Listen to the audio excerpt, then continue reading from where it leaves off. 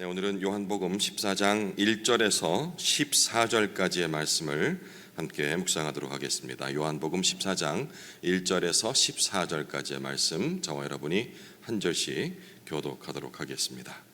1절을 제가 먼저 읽겠습니다. 너희는 마음에 근심하지 말라. 하나님을 믿으니 또 나를 믿으라. 내 아버지 집에 거할 곳이 많도다.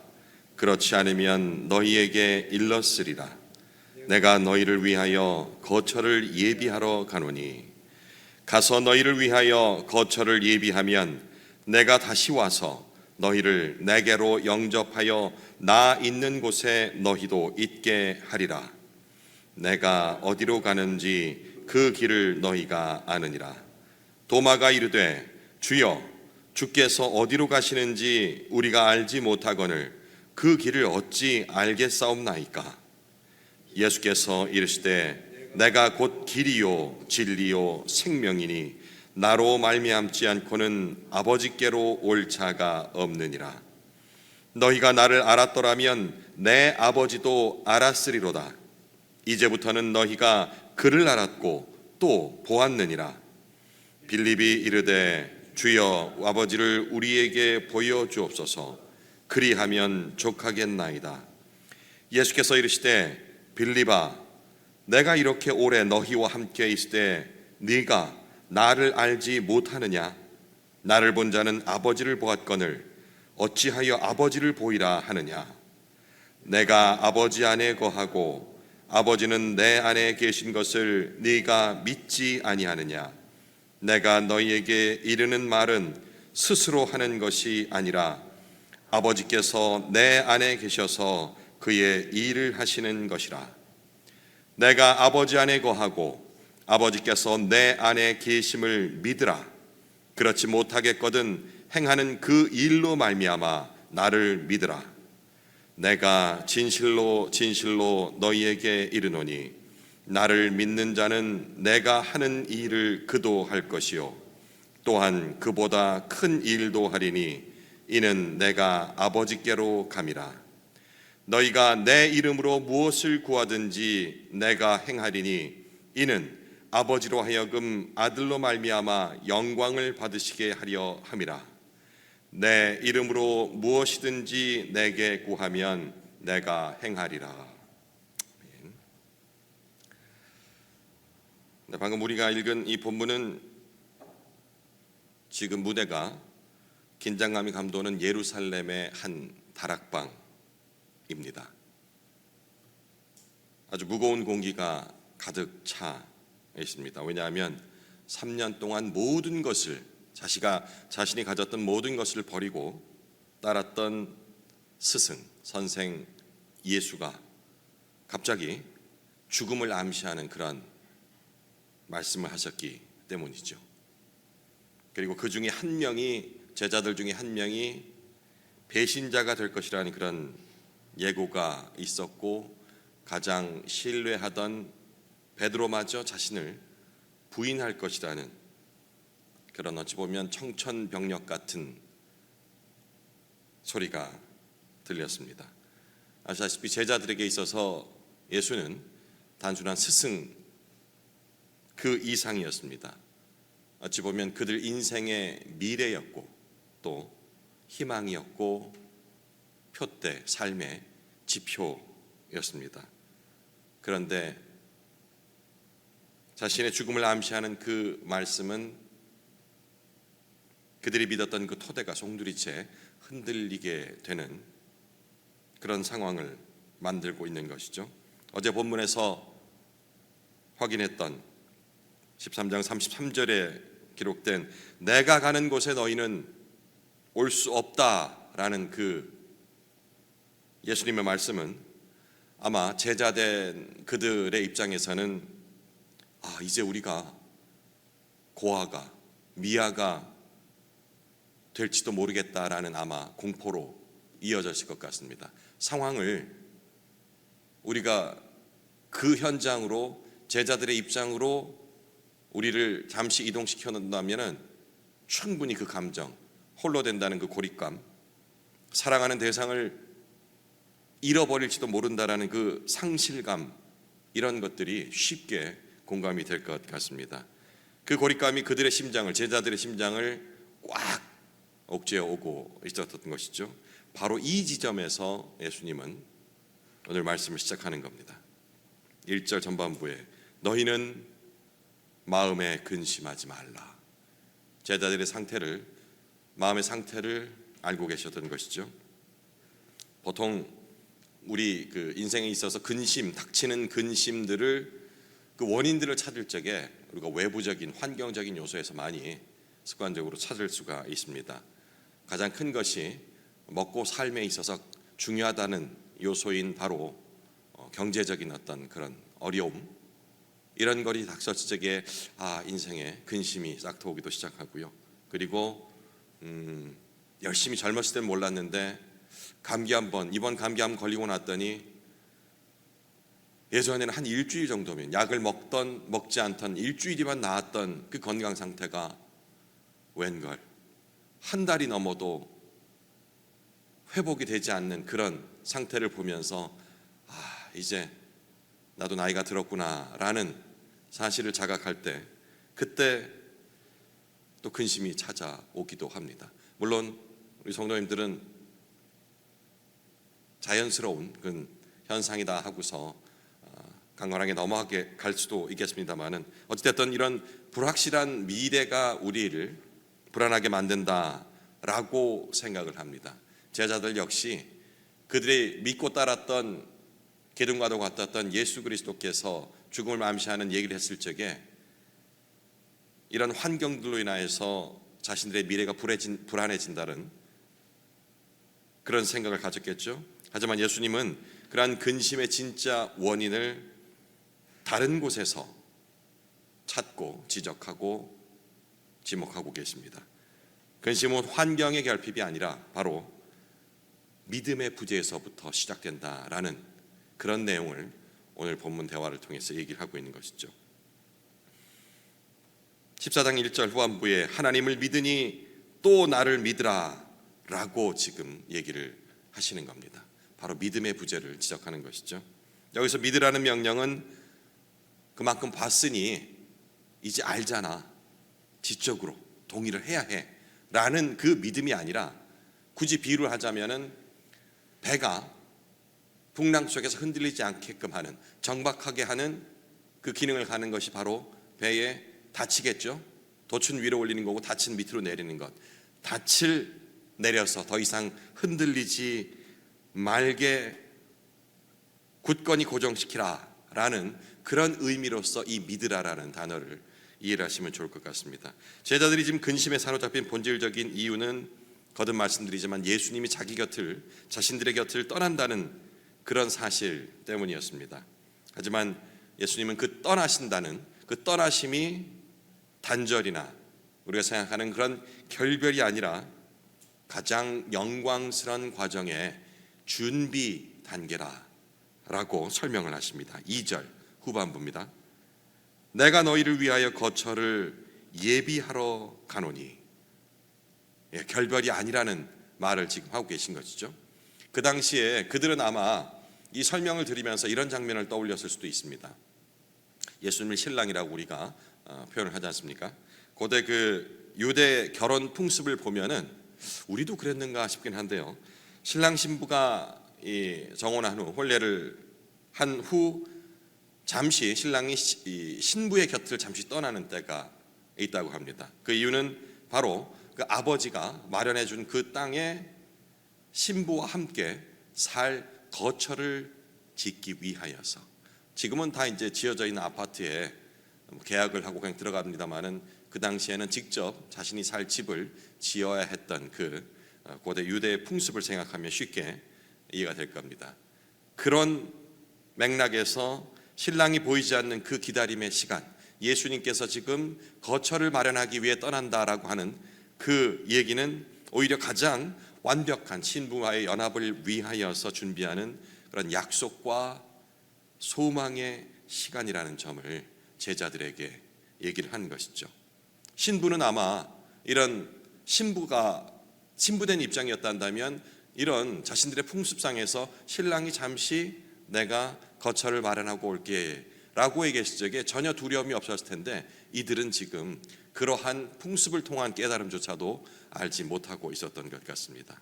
예수님의 십자가 죽음과 부활 그리고 승천은 바로 우리가 하나님 나라에서 영원히 거할 수 있도록 법적이고 영적인 권리를 확정짓기 위한 그런 큰 그림에서 구속사적인 관점에서의 행보라라고 이해를 해야 된다는 얘기겠죠. 그래서 그리스도인들의 근심은 그분이 예수님이 누구이신지를 잊어버릴 때 시작이 되고 그분이 나를 위해 일하고 계심을 신뢰할 때 비로소 종결이 된다라는 지점까지 우리가 깨달음을 얻을 수가 있습니다. 불안과 의구심에 떨던 제자 중 도마가 4절에 내가 어디로 가는지 그 길을 너희가 아느니라 라는 예수님의 말씀에 날카롭게 되묻습니다. 저 같으면 다시 묻지도 못할 거예요. 내가 미련해서 잘 모르나? 라고 입조차 못될 것 같은데 지금 도마는 정직하게 되묻습니다. 5절 도마가 이르되 주여 주께서 어디로 가시는지 우리가 알지 못하거늘 그 길을 어찌 알겠사옵나이까? 라고 지금 묻는 겁니다.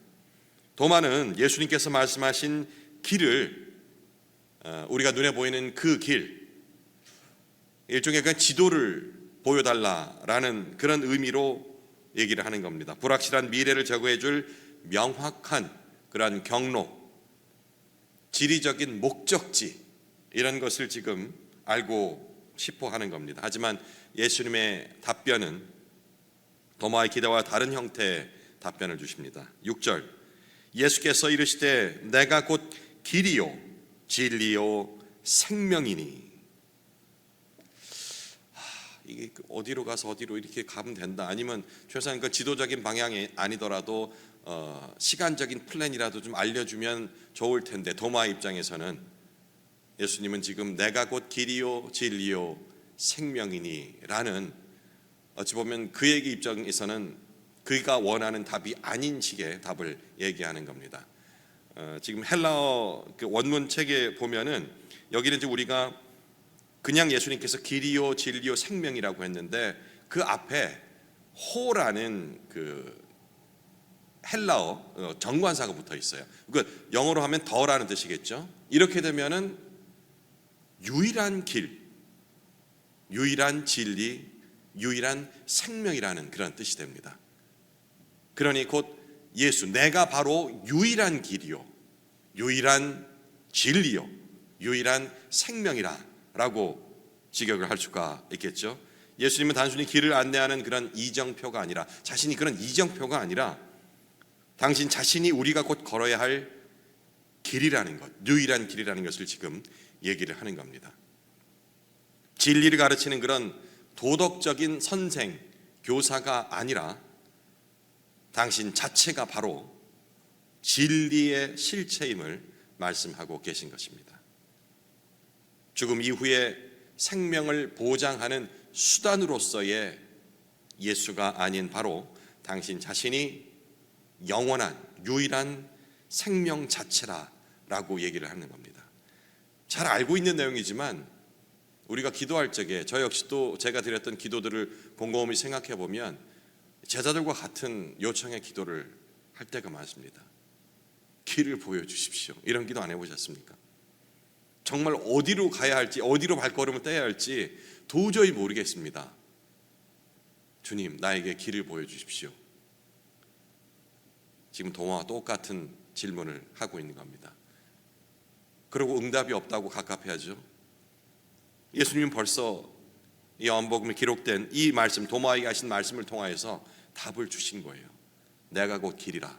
그러면 예수님의 삶의 족적을 우리가 기억해 낸다면 성령께서 우리에게 그 기억을 떠오르게 하신다면 바로 내가 어떤 길을 가야 할지를 알 수 있다라는 답이 되기도 하겠습니다. 세상의 많은 종교 혹은 높은 하이 레벨의 철학은 사람이 인간이 스스로 신에게 도달하거나 혹은 그 경지를, 인간의 경지를 넘어선 소위 말하는 해탈에 이르기 위해 쌓아야 할 여러 가지 방법들을 제시를 합니다. 아주 정교한 일종의 수행 방법이죠. 이것이 바로 우리가 믿는 예수님께서 알려주신 그 방법과는 다른 모습들입니다. 복음은 정반대 방향을 가리키죠. 하나님이 인간에게 오시기 위해 만든 단 하나의 유일한 통로, 즉 예수 그리스도를 바로 인격으로서 우리에게 제시를 하고 계신 겁니다. 6절 후반절입니다. 나로 말미암지 않고는 아버지께로 올 자가 없느니라. 이 말씀을 두고 세상 사람들은 기독교를 대단히 편협한 종교다, 배타적인 종교다, 자기들 외에는 아무것도 없다고 얘기를 한다라고 공격을 합니다. 그리고 이렇게 얘기하죠. 세상 사람들이 굉장히 끄덕일 만한 합리적인 것처럼 보이는 세상의 모든 종교의 끝은 하나로 이어진다라는 얘기까지 합니다. 어떠한 종교를 믿든지 그 경지에 이르게 되면, 해탈에 이르게 되면 하나로 통한다. 이걸 이제 범신론이라고 그래요. 어떤 신을 믿든 결국엔 하나의 구원으로 이어진다라는 그런 얘기들, 그럴듯해 보입니다. 그렇지 않습니까? 훨씬 포용적인 것처럼. 그런데 만약에 이런 가정을 좀 놓고 본다면 좀 쉽게 와닿지 않을까 생각합니다. 제가 그렇게 생각했던 부분인데, 우리가 지금 낭떠러지에 있어요. 길이 보이지 않는데 유일하게 하나 뭐라고 할까요? 통나무가 됐든 어쨌든 그 한 가지의 다리가 지금 앞에 놓여 있다라고 한다면, 이 상황에서 만약에 참 나는 이쪽 저쪽 여러 개의 다리가 있으면 그 중에 선택해서 간다면 참 좋을 텐데, 대단히 민주적이고 다양성을 존중해주는 낭떠러지 앞에서 그런 거 생각할 여유 없지 않습니까? 그 하나밖에 없는 다리를 놓고서 너무 독단적이다, 배타적이다 라고 생각할 사람은 없을 거라는 것이죠. 선택권을 배제한 그런 독선, 그것이 아닌 나의 생명을 보존해주는 유일한 길, 그렇게 생각한다면 다양성을 배제한 독선, 배타적이라는 말 대신 유일한 축복이다 라고 생각할 수 있을 것 같습니다. 누군가 이제 그렇게 질문을 한다고 할 적에 대답을 어떻게 해야 할까 고민을 하면서 생각했던 부분이기도 합니다. 우리가 이 거룩하신 하나님께 나아갈 수 있는 그런 이유는 늘 강조하듯이 우리의 도덕적인 그런 성취나 선행, 종교적인 열심 때문이 아니라는 사실, 오직 길 대신 예수께서 우리를 절벽에서, 낭떠러지에서 그 길 하나로서 인도하셨듯이 우리를 붙들고 있기 때문에 우리가 하나님께 나아갈 수 있다라는 사실, 요한이 다른 공간 복음에는 기록되지 않은 이른바 제자들의 발을 씻기는 그 행동, 세족식이라고 우리 흔히 부르고 있는, 다른 공간 복음에는 성찬식에 집중해서 예수님께서 제자들의 발을 씻기는 그 장면은 기록하지 않았음에도 불구하고 요한은 성찬식보다 오히려 세족식에 포커스를 맞춰서 이렇게 자세하게 기록했던 이유가 무엇일까 생각해 본다 한다면, 바로 예수님께서 신적인 존재임을, 그리고 그 내적인 위안을 통하여서 우리에게 어떤 것을 강조하시고자 하는지, 제자들은 미처 예수님께서 십자가에 달리시기 전까지는 그 말씀들을 깨닫지 못했던 그 내용들을 알리고 싶어하는 그런 관점에서 기록이 됐다라는 성령 인도하심을 따라서 본다 한다면, 역시 여기에 있는 이 말씀들이 우리에게 각별하게 다가올 수 있을 것 같습니다. 이번에는 빌립이 또 인간적인 면모를 드러내며 질문을 또 합니다. 8절, 빌립이 이르되 주여 아버지를 우리에게 보여 주옵소서, 그리하면 족하겠나이다. 역시 빌립 역시 가시적인 증거에 지금 목말라 하고 있죠. 어떤 신비로운 환상이나 압도적인 그런 기적을 우리 눈앞에서 다시 한번 보일 수 있다면 의심 없는, 흔들림 없는 믿음이 생길 것 같다라고 지금 얘기를 하는 겁니다. 하지만 예수님은 빌립의 그 얕은 기대에 부응하지 않는 그 기대를 교정하는 말을 하십니다. 9절, 예수께서 이르시되 빌립아, 내가 이렇게 오래 너희와 함께 있으되 네가 나를 알지 못하느냐? 나를 본 자는 아버지를 보았거늘 어찌하여 아버지를 보이라 하느냐라고 말씀하시죠. 하나님은 저 먼 곳에서, 하늘나라에서 그 인간의 고통을 그저 관조하는 그런 차가운 관찰자가 아님을 말씀을 하는 겁니다. 하나님을 어떻게 보겠습니까? 우리가 하나님의 모습을 어디서 볼 수 있습니까? 방법을 알려드립니다. 그분은 예수 그리스도의 그 긍휼의 눈물 속에, 잘 떠올려 보십시오. 예수님의 행적을 제자들도 보았고 우리가 말씀을 통하여서 보았던 그 내용들입니다. 질병으로 고통받는 자를 만지시는 그러한 따뜻한 손길 속에 떠올려 보십시오. 바로 그곳에 하나님의 얼굴이 있습니다. 죄인을 대신해서 못 박히신 십자가의 고통을 바라볼 때 단순한 그런 슬픔이 아닌, 얼마나 아프셨을까라는 감정적인 동요가 아닌, 거기에 바로 하나님의 모습이 깃들여져 있다라는 사실, 그 모습들을 통해서 아낌없이 하나님 당신의 모습을 우리에게 비춰주신 것이죠.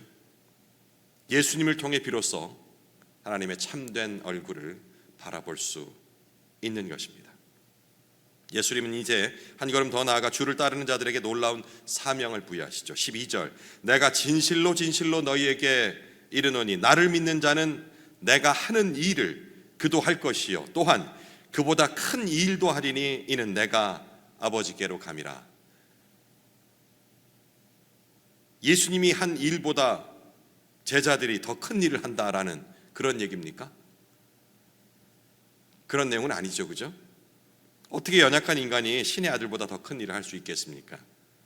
이것은 질적인 능력이 예수님보다 우월해진다는, 훨씬 예수님보다 더 많은 권능들을, 기적을 행한다라는 그런 말이 아니고, 예수님께서 성육신, 인간의 몸으로 이 땅에 오신 것은 우리에게 너무나도 감동적인 일이지만, 또 한편으로는 이 유한한 인간의 몸을 입었다라는 것은 시공간적인 제약을 받는다라는 그런 의미입니다. 그래서 나사렛에 계실 때는, 베들레헴에 계실 때는 다른 곳에 있지 못했고, 누군가 병자를 고칠 적에는 또 다른 일들을 하실 수 없는 그러한 한계적인 인간의 육신을 입고 있었지만, 이제 곁으로 가신 이후에, 하나님 곁으로 가신 이후에 보혜사 성령을, 이제 내일 모레 본문에 나오겠죠. 보혜사 성령을 보내심으로 인하여서 이제 제자된 너희들은, 내가 하나일 적에 너희들은 열둘이 되었고, 또한 나의 가르침을 받은 모든 사람들이 내가 가르쳐준 그 사랑을 행함으로써 더 큰 지경으로, 유대 땅이 아닌 더 큰 지경으로 나아가서 이 일을 행할 것이다 라는 그런 말씀을 하시는 것일 겁니다. 오늘 보면은 기도의 놀라운 특권으로 마무리됩니다. 14절, 내 이름으로 무엇이든지 내게 구하면 내가 행하리라. 우리가 습관적으로 드리는 그 기도 끝에 예수님의 이름으로 기도드립니다 라는 이 고백이 바로 여기서부터 기원이 되는 겁니다. 단순히 문장의 끝을 장식하는 그런 종교적 주문이 아닌, 바로 예수 그리스도께서 하신 말씀, 내 이름으로 무엇이든지 내게 구하면 내가 행하리라 라는 이 말씀을 우리가 믿기에, 그 고백을 우리 끝에, 기도 끝에 예수님의 이름으로 기도드립니다 라고 하는 것입니다. 이 말은 그분의 통치권 아래 나의 뜻을 굴복시키는 것이고, 주님의 성품과 목적에 나의 소망을 일치시키는 일종의 거룩한 연합이라고 우리가 이해할 수 있겠습니다.